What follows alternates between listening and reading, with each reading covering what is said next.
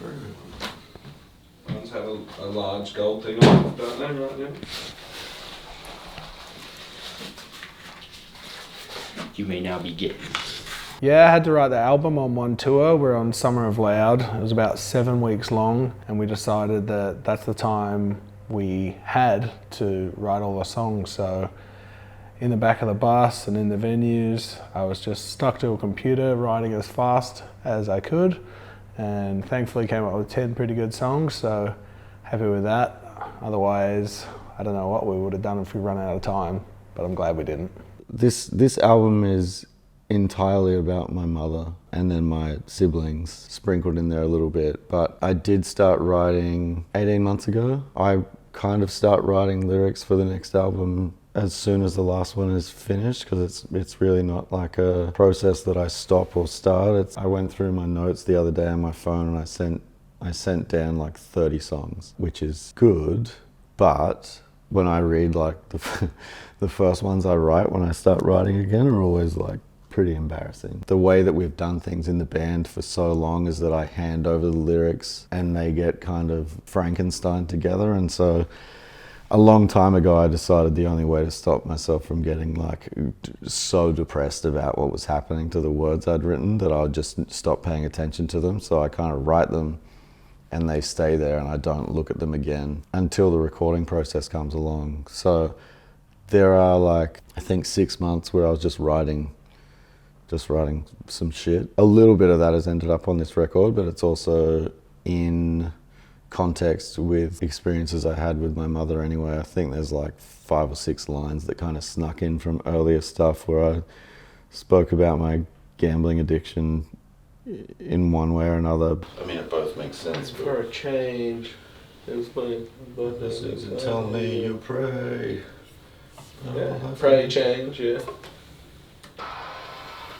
You speak. I'm not waiting on a miracle, I'm not waiting for change. You speak of blessings and tell me you prayed, but all life ever gave me was a kiss of death. That kind of makes more sense. Yeah, that's good. Does it tell me you prayed? Nice. I was like, if you don't keep that one, That's all the stuff in that one. I'm leaving. Yeah. Alright. Word! You speak of voices and tell me you prayed! What is this? Translated, kiss of death. You like? Oh yeah, it's good stuff. This inspires that song. Yeah. Fucking ridiculous. So we have a new singer, Johnny. He's absolutely crushing it. I worked with him on the single we put out, All That I Remember, but he recorded his own vocals on that one and sent them to me. And he did a great job, but it's nice to work together in the same room because we live in different countries. So we're finally all together and we get to work together and come up with ideas and bounce off each other. And we seem to be very like-minded in what we're trying to achieve. It's only been a couple days out here. We're trucking along. We're getting through these songs really nicely. It's probably the most or least stressful process I've had while recording and making an album. We came into it pretty prepared, and you don't always get to do that. Working with Dan's been really sick. I think we kind of see things pretty similarly in where we want the music to go and what we want to hear. But yeah, these songs really started to come together for me last month on the Summer of Loud tour when Dan handed me all the tracks and it's just like, go crazy, you know, like make all sorts of melodies and any lyrics you want, and if it's cool, we'll use them, and if not, no big deal. Yeah, my mum died like July, I think, of 2024. She was my mother and I tried very hard to keep some sort of goodwill in my heart towards her, but just the way she died really just stripped that all away, and I was kind of left with this feeling of like a deep resentment because I actually gave her a lot of grace at the end of her life, and I sort of decided, you know, she's dying, there's no point trying to ask her about, you know, like what happened, why did you bother having kids and all this shit. And then she died, and she cut me off and cut my brother off and cut my sister off after trying to make us like fight with each other for a couple of weeks. And it was just like the most depressing situation, not for me necessarily or for my mother, but just like my brother and sister and I just not knowing how to cope with this woman who just completely shut us out after really not being a good mother at all. I had a lot of things to write about, for better or for worse. You know, it's nice to have that stuff. It's nice that I got to write a song for my brother and sister as well, and nice for them that they'll have, I guess, something they can listen to where they'll know intimately what I'm talking about, and they'll also be able to apply that to themselves, and hopefully it'll be a little bit cathartic for them. It's certainly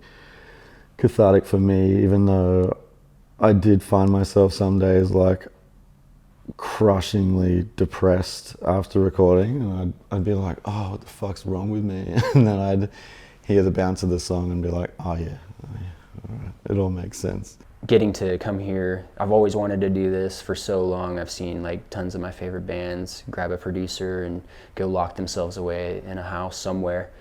And yeah, just getting to be here physically and actually work on the music with Dan and Joel all together has been super rewarding. All that I remember I did back at home in California in my pantry closet with packing blankets, just real janky setup. And so yeah, being here is really sick. Because you kind of go, sister. Yeah. Flowers. That's it. Put a longer F on it.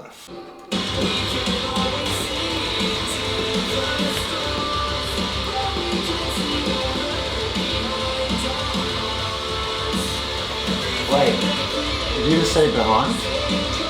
Behind our hearts. Alright, let's do that again.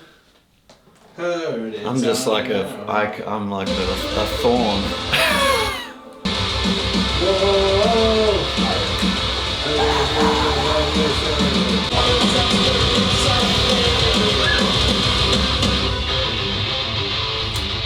Pretty stoked with everything we're doing. It's coming together really good.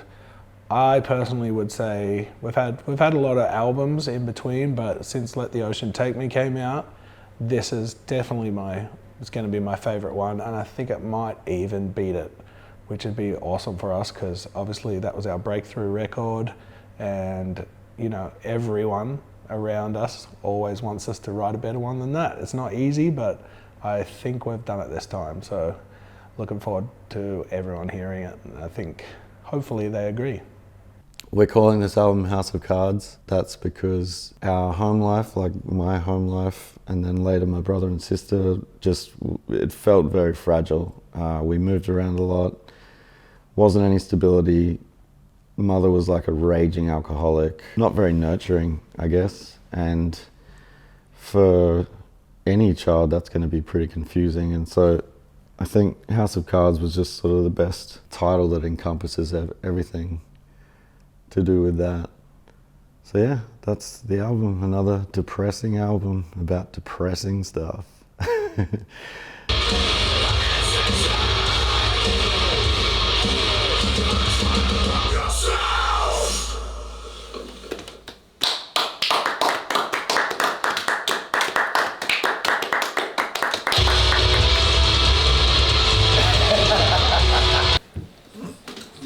One more take. It's fine, why? Would you like to re-sing? Remember how we didn't switch the thing? 5, there's not much to sing. No. You don't want to sing? No. I'll do 2 tomorrow. Okay. Okay.